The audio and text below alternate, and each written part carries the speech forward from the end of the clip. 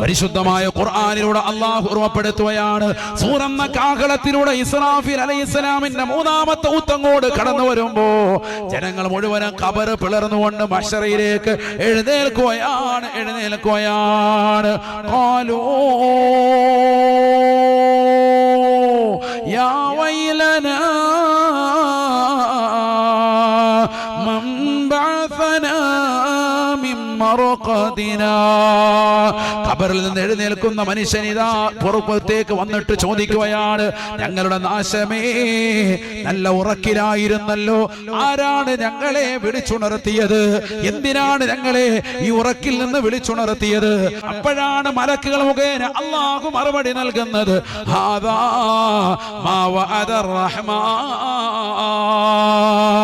വസദഖൽ മുർസലൂൻ.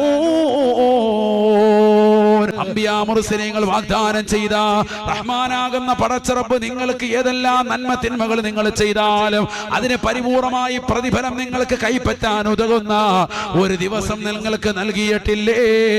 ആ ലോകാവസാനത്തിന്റെ വിളിയാളമാണ് ഇതാ കടന്നു വന്നത് എന്ന് മലക്കുകൾ പറയുകയാണ്.